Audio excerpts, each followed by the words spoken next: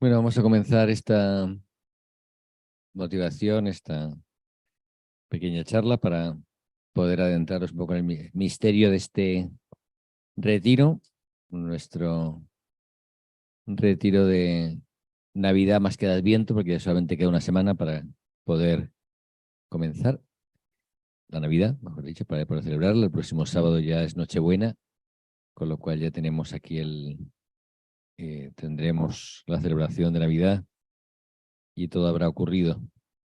Pero bueno, este retiro que lo han planteado y lo han propuesto las pastorales, ¿no? De los dos del santuario, del futuro santuario de ciudad, pues es una posibilidad para meditar o adentrarnos en el misterio de la Navidad y hacerlo justo en el espíritu de este tiempo, de este tiempo, de este tiempo de Adviento, de esta última semana, y queremos hacerlo con la imagen de José y de María, que están aquí caminando hacia Belén, un poco la imagen del camino, la imagen de este tiempo de caminar, de preparar la llegada de Jesús, del Adviento, esas posadas que hemos vivido, no ya desde ayer, que ya se podía, sino desde el principio de noviembre prácticamente. Se han vivido posadas para vivir y preparar el corazón, justamente cantando la canción y permitiendo que unos estén dentro y otros fuera, para que así se viva, ¿no? Ese buscar posada. Entonces, bueno, pues todo eso ha ido metiéndose en el Adviento, en el tema, en el clima de Adviento. Ya celebramos un retiro más o menos al principio, la segunda semana de Adviento, para poder adentrarnos en qué significa vivir. Esta época es una época alegre, no es una época de grandes sacrificios y duras, sino al revés, es un tiempo de espera porque Jesús nace en medio de nosotros y por lo tanto el corazón se alegra. Y eso, a su vez, pues a todos es un momento especial. Y lo primero que todos constatamos en nuestra vida es que necesitamos pues hacer silencio, ¿no? y, y para ello es este retiro. Yo sé que algo que cuesta mucho en la vida es hacer silencio. Por eso hoy hay tantos, me miran aquí, por eso hoy tiene tanta fuerza el mindfulness, la búsqueda de la contemplación, del silencio, porque hay una necesidad, no solo es humana, no es del cristianismo o de la fe, sino que es humana, la necesidad de hacer silencio para encontrarse con uno mismo. Esa es una búsqueda de hoy. ¿Por qué? Porque vivimos tan hacia afuera, tan dispersos y tan volcados en el mundo que es muy difícil mirarse hacia adentro. Nos cuesta a todos, ¿no? A los sacerdotes, nos cuesta a los que son religiosos de por sí, pues cuanto más al mundo donde no hay una fe. Entonces, cuando no hay fe, hay una búsqueda de la espiritualidad. Pues tiene tanta fuerza el yoga, tiene tanta fuerza el mindfulness, tiene tanta fuerza los cursos, las terapias, ¿no? Para encontrarte contigo mismo, para saber lo que tú quieres hacer en la vida, para realizarte como persona, porque el mundo está muy perdido, las personas están muy perdidas, por eso hay tantas ansiedades, depresiones, falta de sentido de lo que uno hace, de lo que uno vive, y por lo tanto es una lucha constante, ¿no? Una lucha constante. Por eso este retiro es una oportunidad más que tenemos aquí en la Casa del Movimiento. Vamos a tener una mañana más también de oración, que uno puede estar aquí tranquilo rezando, puede salir a pasear en este clima tan cálido que tenemos hoy. Ir a la ermita y estar rezando en la ermita. Ojalá tuviéramos ya el santuario, pero todavía no. Pero de alguna forma este es un tiempo, una posibilidad de esta mañana de decir, oye, voy a pararme. También lo haremos el próximo sábado 24, que tenemos aquí por la mañana adoración, para que el que quiera pueda venir a rezar para preparar la mañana del 24, que eso es más libre, esto es más preparado, ¿no? Entonces, bueno, pero muchas veces la búsqueda del silencio, la búsqueda del encuentro con uno mismo es una búsqueda un poco, tiene algo de egoísta, y no es malo el egoísmo. A veces uno piensa que todo egoísmo es malo, ¿no? O sea, no todo egoísmo es malo, siempre y cuando el egoísmo de hacer algo me lleve a hacer algo bueno a los demás, ¿no? O sea, en el fondo, yo me cuido para estar bien, para hacer un bien, ¿no? Y quizá el egoísmo que se cierra en sí mismo es el egoísmo de yo quiero estar bien, quiero tener una dieta sana, tengo que estar bien en todos los aspectos de mi vida para estar yo bien. Eso se convierte en una autorreferencia, que no tiene sentido al final, ¿no? Y al final me deja insatisfecho, porque estar yo bien por estar yo bien no me trae nada. Lo que me trae la felicidad es cuando, sí, yo estoy bien es para que otros estén bien, para hacer un bien a los demás, para salir de mí mismo, para ponerme en camino. La vida de María hubiera sido diferente, ¿no? Si ella se hubiese quedado en Nazaret esperando el nacimiento de su hijo, feliz de la vida, tranquila, acomodada, y hubiera mandado a José a hacer el registro y el censo, ¿verdad? No, ella se puso en camino, justamente cuando estaba en el peor mes, ¿no?, de su embarazo, cuando iba a dar a luz, cuando no sabía qué iba a pasar con su futuro. ¿Vale? Ese es estar bien yo mismo. Por estar bien yo mismo no me trae una felicidad, me trae simplemente una satisfacción temporal, ¿no? Un estar yo bien tranquilo temporal, pero no, pero lo que me hace feliz realmente es estar yo bien o darme simplemente, el salir de mí mismo, el entregarme a los demás, es lo que me hace feliz. Lo hemos dicho tantas veces y lo sabemos, uno recibe más cuando da que lo que da. O sea, en el fondo recibe mucho más de lo que da, siempre, ¿no? Y lo sabemos. Eh, por eso Dios no me creó para que yo viviera en paz y tranquilo. Me creó para que yo ayudara a mejorar el mundo, a cambiar el mundo, a hacer felices a las personas. Me creó para eso. Me dio una misión que me saca de mí mismo, me pone en camino, me proyecta, me hace feliz. Por eso no me puso en mí el deseo solamente de descansar, de vivir continuamente sin hacer nada, sino al revés. Me, me desgasto, ¿no? Y al desgastarme soy feliz. La gente más feliz es la que se desgasta, no la que se conserva en formol hasta el día de su muerte, ¿no? Esas personas generalmente son egoístas y son infelices. Por eso, dentro de eso, nosotros está claro que necesitamos buscar lugares y momentos sagrados en mi vida para descansar con Dios y a su vez también para poder ser así un lugar de reposo para otros. Porque cuando yo estoy bien, cuando estoy tranquilo, cuando tengo paz, doy más paz que cuando estoy nervioso, histérico, corriendo de un lado para otro, no doy tranquilidad. Esa es la realidad, ¿no? Y quizá muchas veces buscamos estar ocupados, tener la agenda llena de cosas para poder sentir que mi vida es útil, ¿no? Hay una búsqueda muy enfermiza de que mi vida sea útil. Y cuando uno no tiene nada que hacer, dice, estoy perdiendo el tiempo, mi vida es inútil. Y nos pasa a todos, ¿no? A los sacerdotes también. Hace poco me escribió un sacerdote amigo de Madrid, joven, más joven que yo, quiero decir. No tan joven, pero más joven. Y me decía, ¿no?, que, claro, que de repente le iba muy bien en la parroquia en la que está y que está muy feliz, pero que se da cuenta, ¿no?, hizo unos ejercicios, cómo volver al amor primero, ¿no? Es decir, yo no me enamoré de Jesucristo para hacer muchas cosas, sino para estar con Él. Y quizá a veces buscamos, los sacerdotes también, buscar que nuestra vida sea útil, que parezca útil a los ojos de los demás y que la gente nos diga, es que estás muy ocupado, ¿verdad? Es como, "Ay, padre, está muy ocupado, no voy a molestarle", que es un comentario estúpido, porque en realidad el que está ocupado es el que se le pueden pedir cosas. Y yo no estoy tan ocupado, en realidad, esa es la verdad.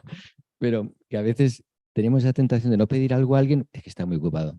Cuando sabemos que si no tiene una tarea que realizar, ¿a quién se lo tiene que pedir? Al que está ocupado. Porque el que no está ocupado no lo va a hacer. Olvídate, porque quiere seguir sin estar ocupado, no quiere hacer nada. O sea, entonces tiene que pedirse, por ejemplo, a Nora o a alguno de estos, a Ana María, los que están haciendo a Elvi, haciendo muchas cosas, porque son los que lo van a hacer. El que no hace nada no va a hacer nada. Toda la vida es así. Entonces, y la vida no consiste en hacer muchas cosas tampoco. Por eso nos paramos hoy. No soy mejor persona o algo más cuando mi vida está llena de actividades y mi agenda está llena, no. Soy una persona, bueno, activista. A veces somos muy activistas. También en Schoenstatt nos gusta hacer muchas actividades. Justificar que Schoenstatt existe haciendo actividades. Y realmente lo que define Schoenstatt es el santuario. Y en el santuario no son actividades, es descanso en el Espíritu Santo, en María, en Dios. Eso es Schoenstatt. No son muchas actividades, sino es un lugar de reposo, de descanso. No queramos convertir muchas veces nuestras actividades apostólicas o nuestro movimiento o nuestra parroquia en una especie de agencia de viajes, ¿no?, o de actividades por el mundo. Porque no es eso, no es eso. La iglesia no es eso. La iglesia no son muchas actividades, la iglesia es simplemente estar, ¿no?, estar con Dios. Y estando con Dios, yo soy capaz de ponerme en camino como José y María, que no van a hacer algo, sino que van a obedecer.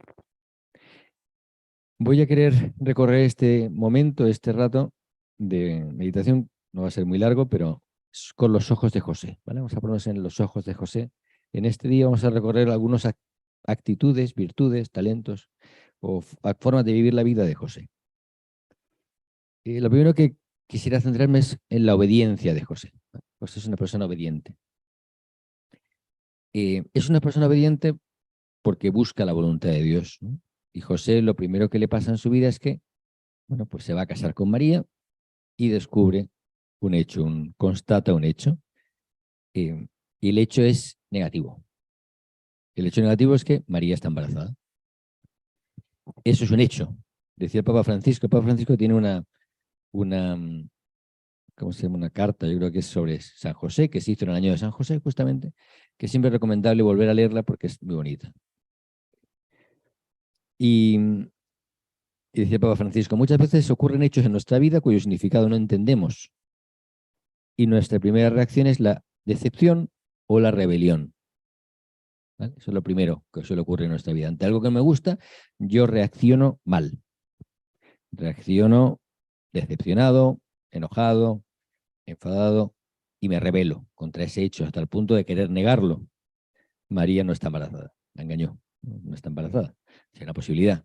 La posibilidad sería decir, como no lo entiendo, pues reacciono con violencia o con rabia y repudio a María públicamente para que sea apedreada. Esas son dos reacciones posibles ante la realidad.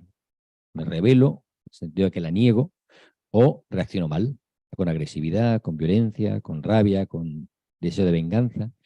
¿Cuántas veces nuestra vida es así ante los hechos que nos pasan? Si pensamos en las cosas que nos han pasado en este año, en nuestra vida muchas veces reaccionamos mal frente a la realidad. Reaccionamos de forma inmadura frente a la realidad. No aceptamos las cosas como son. Hacer las cosas como son no supone resignarse, supone aceptarlas como son, en su verdad. Y José, en realidad, sabemos que era un hombre justo. Es lo primero que dice la Biblia de él, un hombre justo, un hombre bueno. Y lo primero que hace José es tomar una decisión muy sabia, muy bonita además, que lo dignifica a José. Realmente Dios conocía a José, ¿no? Porque lo primero que hace José es, bueno, pues voy a repudiar a María, pero lo voy a hacer en secreto, con el dolor de mi alma, porque amo a María, pero la voy a repudiar en secreto. Voy a hacerlo de tal manera que ella no sufra, porque la quiero. Es como, es desinteresada, es decir, yo pierdo mucho más que nadie, pero ella no va a perder tampoco más que nadie. Simplemente tomo una decisión que creo que es justa. Y deja en realidad de lado sus razonamientos, a lo mejor incluso pues, lo que él quisiera hacer, para tomar justamente, para coger el misterio que estaba ocurriendo y darle una respuesta. Esa decisión de José habla de su vida interior y su grandeza de alma, ¿no? Yo creo que a veces uno habla poco o piensa poco en esa decisión, porque es muy honesta y muy sabia, ¿no? Y gracias a eso permite que, bueno, pues ver cómo es el corazón de José. Muchas veces en nuestra vida no sabemos reaccionar así frente a las cosas que nos suceden. Es cierto que lo que Dios quería no era eso, aunque él piensa que es lo que Dios quería en ese momento. Pero Dios tiene que hacer una suave violencia, que es mandar un ángel, ¿no?, en sueños para mostrarle algo totalmente imposible. Porque si no hubiera sido imposible que él dijera que sí. Necesitaba algo, una señal. Es verdad que José no pide señales en ese momento. Siendo un hombre justo, un hombre de Dios, no le pide señales a Dios. Tengo que optar por María o repudiarla en secreto. No, pero Dios le manda una señal. Y la señal es un ángel en la noche. Muchas veces en la vida pedimos señales, ¿verdad? A Dios, mándame unas señales si es esto lo que tengo que hacer o no. Si es por aquí por donde tengo que ir o no. ¿No? Es lo que... Pero Dios a veces manda señales, a veces no. Y tenemos que ir tanteando. ¿Qué quiere Dios de mí? Ojalá nos mandara un ángel en la noche, ¿verdad? Para tomar decisiones. No sería, quizás sería más fácil, quizá no, pero porque a lo mejor pensaríamos que no fue un ángel, que me lo inventé. Porque muchas veces nos pasa eso, ¿no? No fue, no, esto quiere decir otra cosa. Porque claro, lo que le dice el ángel es totalmente absurdo. sea, toma a tu mujer porque es hijo del Espíritu Santo. Entonces José dice que sí, algo totalmente absurdo e imposible. ¿Para qué voy a tomar yo a María como esposa si ya tiene un hijo, pero resulta que del Espíritu Santo, que tengo que hacerlo porque es hijo de Dios? Entonces, claro, las decisiones que va tomando José le van complicando la vida. Si José hubiera tomado la primera decisión, que era sabia, hubiera vivido muy tranquilo, pero no sabríamos todavía menos de José de lo que sabemos hoy. Es verdad, porque hubiera sido un hombre justo y ya está, nada más. Nadie se acordaría de José y tampoco sería San José. Esa es la realidad. Lo que le hace San José no fue que fue mejor que otros, sino simplemente que en este momento él decidió algo que no tenía sentido. Y ante lo imposible, ante lo que no conocemos, ante lo que desconocemos, solo cabe pues obedecer, aceptar, acoger la realidad. Dios sabrá por qué quiere esto. Dios sabrá para qué me quiere. Y lo que hace José es tomar a María en sus brazos y llevársela, ¿no? O sea, como de alguna forma acoger la realidad y aceptarla con alegría. Eso significa obedecer, acoger la realidad y tomarla con alegría. Lo que me toca vivir ahora. La decisión de aceptar la realidad como es, no como me gustaría que fuera, porque esa es la realidad. A José le hubiera gustado que fuera diferente, pero de repente Dios le pide algo que no es lo que él quería. Entonces le dice que sí a Dios y acepta esa voluntad. El segundo rasgo en realidad de José es la valentía, porque para hacer algo así hay que ser muy valiente y audaz. Decía José, decía el Papa Francisco de José, José nos enseña a tener fe en Dios, que incluye creer que Él puede actuar incluso a través de nuestros miedos, de nuestras fragilidades y de nuestras debilidades. Y que nos enseña que en medio de la tormenta de la vida no hay que tener miedo de ceder a Dios el timón de la barca. Quisiéramos tener todo bajo control, pero Él tiene siempre una mirada más amplia. Es un poco así ese valor de José. El valor de José no es porque Él sea muy valiente, sino porque Él se deja conducir por Dios y Dios saca de sus debilidades, de sus miedos, lo mejor en ese momento. Es una valentía creativa y es verdad, es cierto que en las dificultades de nuestra vida es donde sale lo mejor que hay en nosotros, porque nos ponen al límite y sacan lo mejor de nosotros o lo peor. También puede ser, pero ojalá sacara siempre lo mejor, las dificultades. Ese es el valor de este hombre, de José, que entonces vence sus miedos y acepta. Y se pone en camino, como vemos, a Belén, obedeciendo en este caso una señal del emperador Augusto, ¿no? Es como de repente una decisión política que no nos gusta, dice, ¿por qué tenemos que ir todos a hacer el censo justo ahora que mujer está embarazada? Es como cuando a lo mejor aquí pasan decisiones políticas que todo el mundo protesta, se enoja, se manifiesta, ¿no? Porque nos rebelamos. José podía haberse rebelado, podía haberse manifestado y no haber ido a hacer el censo, pero obedece. Es curioso, ¿no? Él descubre en una decisión de un gobierno, que no era el suyo además, bueno, pues la voluntad de Dios, que le va a complicar la vida. Curioso, ¿no? Toma una decisión por algo externo a él, que no le, con lo que no está de acuerdo. Él no está de acuerdo con el censo. ¿Cómo iba a estar de acuerdo? Él no quería hacer el censo. ¿Para qué quería el censo? ¿Para qué quería, con su mujer embarazada en el último mes, a una ciudad que era su ciudad, Belén, sabiendo que iba a estar todo lleno de gente, que era muy difícil encontrar un sitio donde dormir? ¿Para qué? ¿No? Uno se imagina a José protestando todo el viaje, criticando al gobierno todo el viaje. Si me imagina a José repelando, como dicen aquí, o a la Virgen María repelando todo el viaje. Es que hay que ver. Cuando cambie el gobierno, ahí será mejor, hombre. A ver si este Mesías cambia todo y acaba con este gobierno. ¿El loco hubiera pensado eso, José y María? ¿No? Ellos toman su burrito, su mula, se ponen en camino y van hacia Belén. Por algo externo a ellos, que no les incumbía, que no era de ellos, que les molestaba, y aceptan con paz una decisión que es totalmente molesta, incómoda y difícil. Pero son valientes, se arriesgan. ¿Estás embarazada? Vamos. Dios sabrá mejor. porque es su hijo, ¿no? Cuando vivimos siempre quejándonos de todo, bueno, Dios sabrá mejor, es su reino, es su mundo, es su iglesia, ¿no? Dios sabrá mejor cómo va a hacerlo, porque yo no sé cómo va a hacerlo, cómo va a permitirlo, ¿no? Y lo que experimenta José seguramente en su corazón es lo que experimentamos todos, nuestra debilidad, nuestra fragilidad. Es que yo no soy mejor que otros, yo no soy más capaz que otros, es que me siento débil. Sin embargo, como decía el Papa Francisco, Dios actúa a través de nuestros miedos, de nuestras fragilidades y de nuestra debilidad. No hay nada más frágil que esa imagen, ¿no?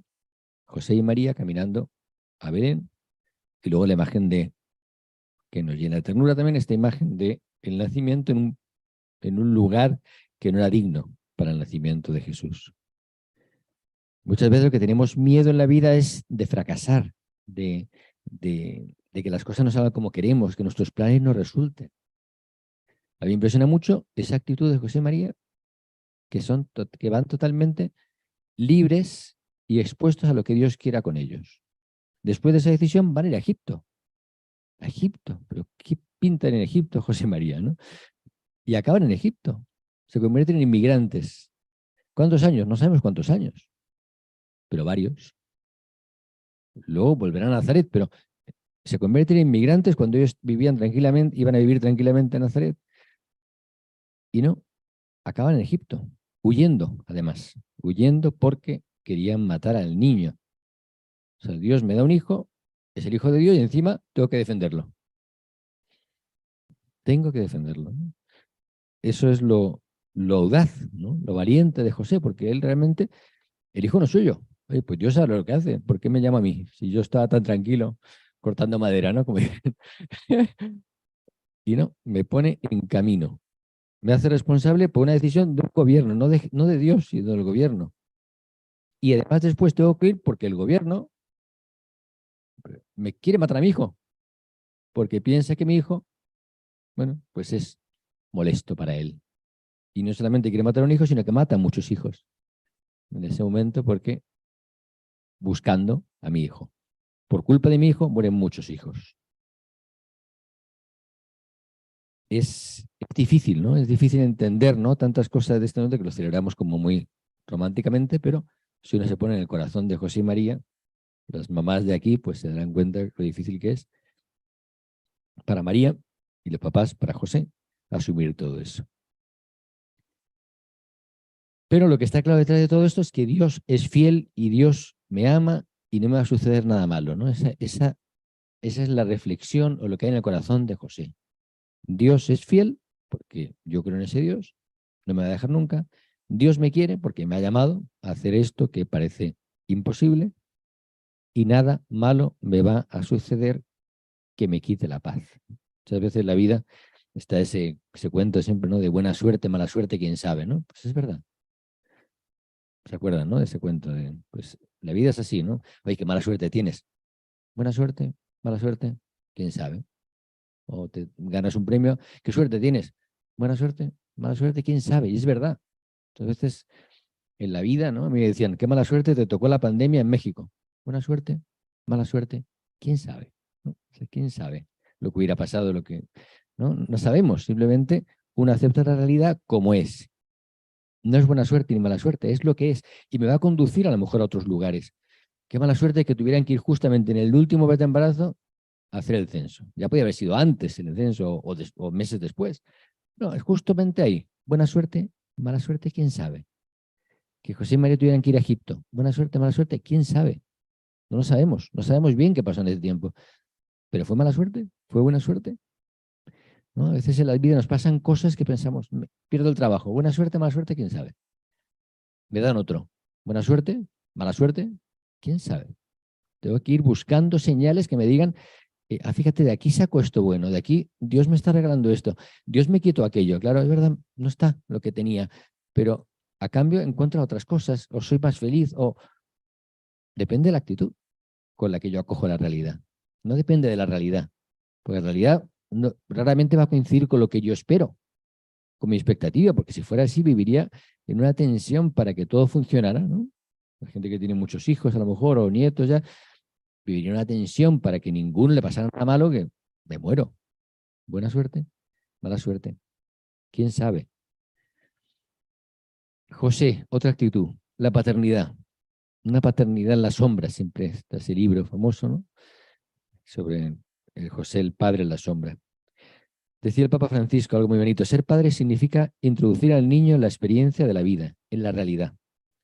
No para retenerlo, no para encarcelarlo, no para poseerlo, sino para hacerlo capaz de elegir, de ser libre, de salir. La castidad está en ser libres del afán de poseer en todos los ámbitos de la vida. Solo cuando el amor es casto es un verdadero amor. El amor que quiere poseer al final siempre se vuelve peligroso. Aprisiona, sofoca y hace infeliz. Me parece muy buena una definición de ese amor casto. El amor casto no es el que quiere poseer, sino el que suelta, el que respeta, el que ama a la persona en lo que es. El amor de José, que era un hombre casto, castísimo, José siempre decimos, no lo era porque no tuviera relaciones con María, que también es parte de su realidad, que a veces lo interpretamos un poco así, estrechamente, ¿no? El amor casto no es solamente no tener relaciones o tenerlas de forma diferente, ¿no? Sino es más integral. Es cómo te quiero yo a ti, cómo te respeto yo a ti, cómo te amo yo a ti, cómo hablo de ti, cómo te cuido a ti, cómo te protejo a ti. Ese es el amor casto. El amor casto es el que libera, el que respeta, el que protege, el que te salva, de alguna forma. Y el amor no casto, el amor posesivo, es el que quiere que seas como él quiere que seas. Por eso tantas relaciones matrimoniales fracasan justamente por esa falta de amor casto. Un amor que te respeta, que te da libertad, que te deja ser. José supo descentrarse para poner a María y a Jesús en el centro de su vida y amarlos castamente, con libertad. El amor de José, además, hacia su hijo, ese amor paternal, esa paternidad firme, es un amor que por supuesto está muy marcado por el límite. El límite de José, ¿cuál era? Que él no podía enseñar a Jesús a ser Dios. Era su gran límite. ¿Es hijo de Dios? Pues no te puedo enseñar a ser Dios, tendrías que aprender tú solo. Esa parte no la sé. La parte que José controla es la que él sabe. Él es hombre, fue hijo, sigue siendo hijo y ahora le toca ser padre. Y le puede enseñar a ser hijo a su medida, desde lo que yo sé. Eso le pasa a todos los papás, ¿no? En la vida. Le puede enseñar a su hijo desde sus límites. No será el papá perfecto, será el papá que es, pero desde mi originalidad, desde mi imperfección, desde mis límites, te puedo enseñar lo que yo sé. Te puedo transmitir lo que yo sé, te puedo ayudar a ser hijo y luego a ser padre y luego a ser profesional desde lo que yo sé. Y te puedo abrir horizontes, ¿no? El papá abre los horizontes al hijo para que él se caiga, para que tropiece, para que luche. Entonces José, esa paternidad, le podrá enseñar a Jesús, quizá no a rezar como después Jesús aprende a rezar, sí le puede enseñar a Jesús las oraciones que él sabía. Y Jesús sabe las oraciones, los salmos, y todo lo que el pueblo de Israel transmitía de padres a hijos por sus papás y por su papá, que les enseñaría los salmos, les enseñaría a recitar los distintos ritos que tienen los judíos, ¿no? Desde niño, pues le enseñaría todo para ser un buen judío que respetase a Dios, a Adonai, que lo siguiera, que fuera al templo, que supiera claramente, bueno, sabiendo que le podía solamente enseñar eso y que después él despegaría, ¿no? Y tendría su propio camino. Le podría enseñar lo que él sabía hacer, que era pues trabajar. Es bonito, ¿no? Porque José le enseña a Jesús a trabajar. Lo importante de un oficio, aprender bien tu oficio, aprender bien las cosas manuales. En el fondo él trabajaba, bueno, la imagen así bucólica de solamente madera, no. El trabajo de José era más completo. Él trabajaba con los materiales, hacía obras, construcciones, o sea, era más completo, ¿no? En el pueblo de Nazaret después o en Egipto. Pero eso es lo que le enseñó, a trabajar con las manos, a trabajar con la creatividad, a utilizar bien su tiempo, a no ser un vago, a no ser un perezoso, a levantarse temprano, a trabajar, a cuidar la vida, a ser responsable de lo que te comprometías, a asumir compromisos.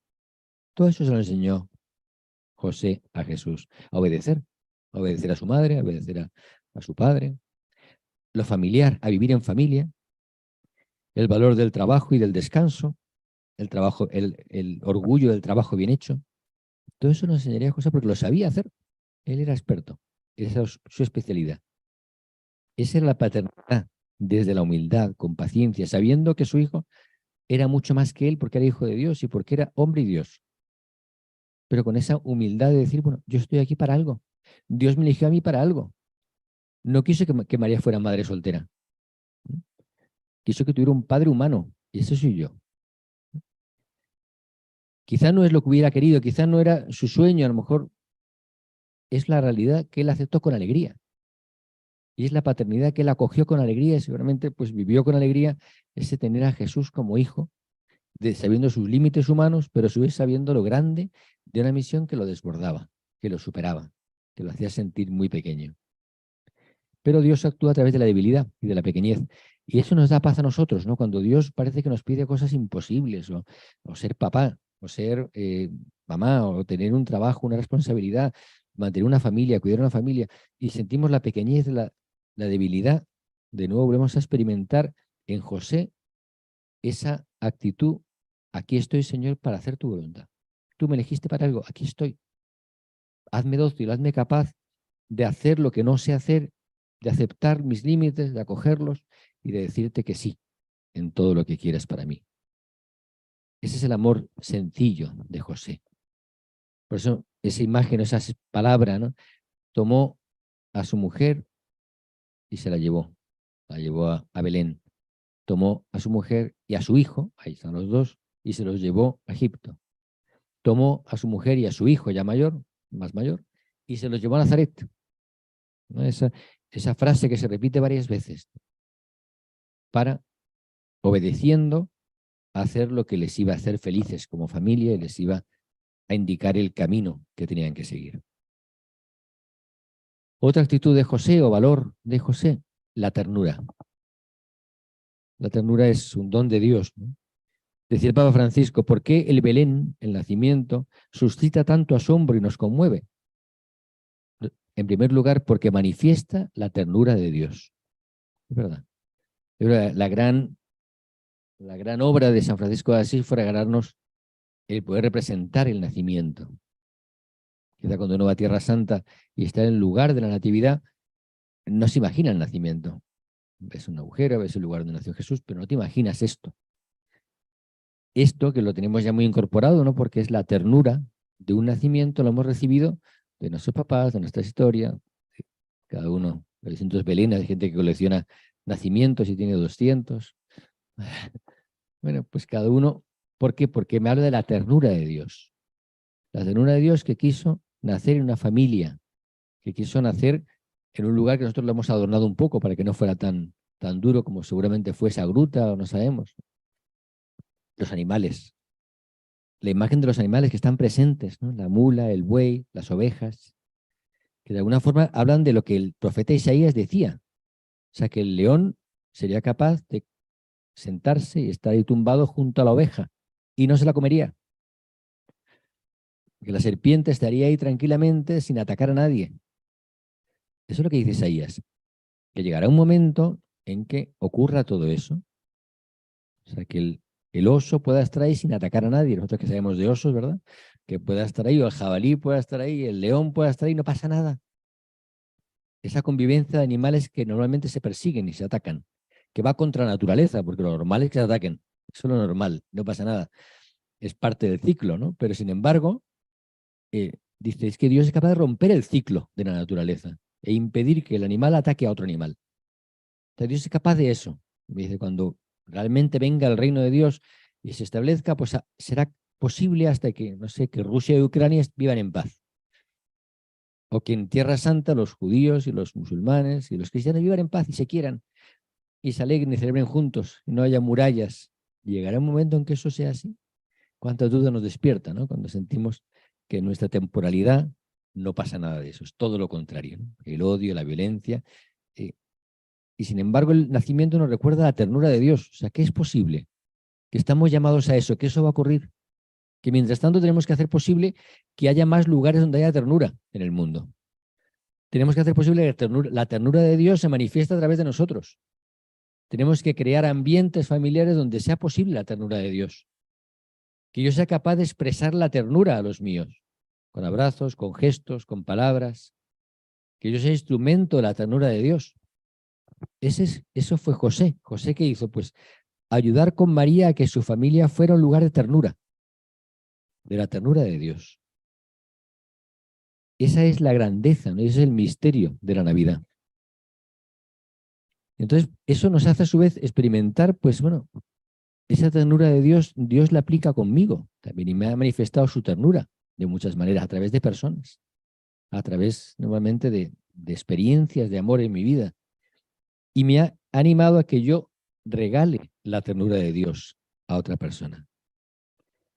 Es el arma de Dios para que yo no me aleje de Él, su ternura. Por eso nos sentimos que falta tanto, ¿no? Porque nos damos cuenta de nuestro alrededor que falta tanto, podemos perder la esperanza y decir, es que falta tanto, es imposible traer la paz, construir un mundo donde haya ternura, donde la oveja conviva con el león, se la va a comer, ¿no? O que el perro salvaje viva con el gato, ¿no? Los dos ahí vivan. Eso es más común, pasa en las casas, ¿no? Un perrito, un gatito. O el perro grande con el chico, ¿no? Pero a nivel de nuestra vida en general decimos, qué difícil es perdonar, qué difícil es reconciliar, qué difícil es unir una familia cuando hay divisiones, hay tensiones y hay heridas del pasado. Qué difícil es perdonarnos, qué difícil perdonar a otros. La ternura. Yo soy instrumento de esa ternura de Dios. ¿Qué estoy haciendo? Pues como siempre decimos, ¿no? Como aquel hombre que le preguntó, ¿tú qué estás haciendo? A uno que estaba trabajando con piedras, ¿no? Yo estoy trabajando una piedra, puliendo una piedra. Y a otro le preguntó, ¿y usted qué hace? Yo estoy ganándome el trabajo, ¿no? El oficio. Y al tercero le preguntó, ¿qué haces tú con la piedra? Construir una catedral, ¿no? ¿Qué hacemos nosotros con nuestra vida? Construir una catedral. A veces uno piensa, no, ¿qué estoy haciendo con mi vida? Pues desbancar a este gobierno. ¿Qué estoy haciendo con mi vida? Acabar con mi jefe. ¿Qué estoy haciendo con mi vida? No sé, tratando, sí, pero ¿qué estás haciendo en realidad? Estás construyendo el reino de Dios, mucho más grande que, ¿qué estás haciendo? Pues me levanto todos los días, voy al trabajo y ya está, me gano el pan. ¿Qué estoy haciendo con mi vida? Pues que cada acto mío tenga un valor que es infinito. Es que estoy construyendo el reino de Dios. Nosotros, ¿qué hacemos ahora? Estamos construyendo un santuario, podríamos decir, ¿no? Con cosas pequeñas. Pero esto no es un santuario, no, pero lo estoy construyendo. Es mi misión, ¿no? ¿O qué estoy construyendo? Pues una iglesia a Dios, o sea, el reino de Dios. Pero si no hacen nada, bueno, pero lo estoy haciendo a mi manera, pero es lo que me pide Dios, que no haga nada para construir el reino de Dios. Pero lo estoy haciendo, aunque parezca que es nada. Es insignificante, que es simplemente escuchar a alguien, acompañar a alguien, cuidar, hacer bien mi trabajo en la empresa, cuidar a mi hijo que a lo mejor está enfermo. ¿Qué está haciendo? Construyendo el reino de Dios. Cuando uno tiene esa conciencia de su vida, oye, mi vida es grande. Es que estoy construyendo el reino de Dios. Es que estoy haciendo que la ternura de Dios exista. Porque si yo existo con ternura, existe la ternura de Dios, aunque solo sea en mí. Es lo que hacía José y María. Estamos construyendo el reino de Dios. No sabemos cómo, porque estamos huyendo o estamos escondidos en Egipto, pero estamos construyendo el reino de Dios. Dios sabrá, Dios sabrá. Y los reyes y los pastores que llegaron ese día, ¿qué cambió al día siguiente? Nada, pero pensaron, estamos construyendo el reino de Dios. No entendemos nada, pero parece que esto es, aunque parezca insignificante en una gruta, una mujer y un hombre, un niño envuelto en pañales. Estamos construyendo el reino de Dios. ¿Qué hacemos aquí? A lo mejor 4 personas, 5, construyendo el reino de Dios. ¿Tenemos que ser miles para construir el reino de Dios? No. Eran José y María, eran 2. Era un niño indefenso el que estaba cambiando el mundo en ese momento. Estamos cambiando el mundo. Y la iglesia dentro de poco, ayer, porque el obispo lo dijo, que en el 2033 serán 2000 años de la muerte y la resurrección de Jesucristo. 2000 años son bastante, suena fuerte, ¿no? Pero llevamos 2000 años construyendo el reino de Dios. Y sigue vivo, y sigue presente, la ternura de Dios. ¿No? Es que no hay vocaciones. Da igual, si es el reino de Dios, Él sabrá qué vocaciones. O sea, por supuesto, ojalá haya vocaciones y ojalá la iglesia crezca, pero si yo estoy aquí de paso.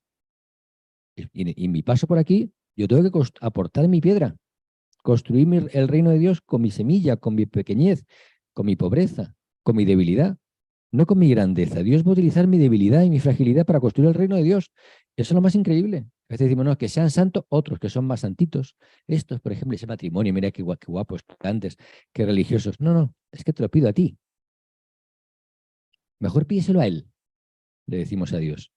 Mejor pídeselo a otro, como Juan Diego, ¿no? Mejor pídeselo a otro, más capaz de hablar con el obispo. No, no, es que te he elegido a ti, le decía la Virgen. Y es lo que nos dice a nosotros María aquí, es que te he elegido a ti, no, no quiero a otro más capaz, más listo. Los hay, ¿verdad que los hay? Y la Virgen nos diría, podías mandar a muchos, no te preocupes, si tengo donde elegir más inteligentes que tú. Pero es que te quiero a ti, que no eres tan inteligente. Te quiero a ti, que eres más torpe que los otros. No sé por qué, pero es que tienes algo que me vas a ser útil. En tu torpeza, en tu fragilidad, me vas a ser útil, ya verás. Y a lo mejor me dejas que se me vea más a mí, porque si fueras muy listo, nadie me vería. Entonces, por eso te he elegido a ti. Eso es lo fantástico, ¿no? Te he elegido a ti por eso, no porque seas súper inteligente, fantástico, valioso, guapo, con muchos talentos. No, no. No eligió a José por eso. Lo eligió porque era dócil, porque tenía un corazón grande, porque tomaba decisiones prudentes y sabias, y porque sabía obedecer a Dios. Solo por eso. No porque fuese el más inteligente, el papá mejor, no, sino porque simplemente se dejó hacer por las manos de Dios y empezó a poner piedras. Esta es mi piedra. No sé lo que estoy haciendo, pero estoy construyendo el reino de Dios. Estoy huyendo, construyendo el reino de Dios. Estoy en Egipto, construyendo el reino de Dios. Estoy en la carpintería, construyendo el reino de Dios. Vuelvo a Nazaret, construyendo el reino de Dios. Eso es lo que nos da paz. Cuando vivo pensando es que si yo fuera más capaz o si yo fuera más capaz de hacer esto, y si, al final los síes de mi vida son los que me matan. Si yo fuera, si yo hiciera, si hubiera tomado decisión, si hubiera sido distinto, esos síes me matan. Los únicos síes que me salvan son los síes con acento. El sí con acento es lo que me salva. Aquí estoy, Señor, para hacer tu voluntad. El sí sin acento me condena a la infelicidad.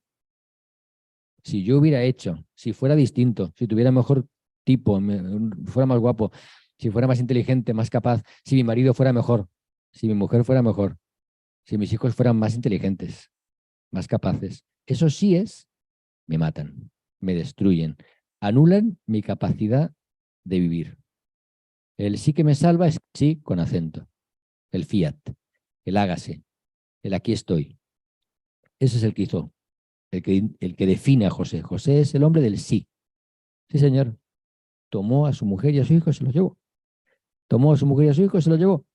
Ese es el sí de José, un hombre que sabe obedecer y decir que sí a lo que Dios le pide con ternura, desde su pobreza, con alegría y sabiendo que así estaba cambiando el mundo y construyendo el reino de Dios.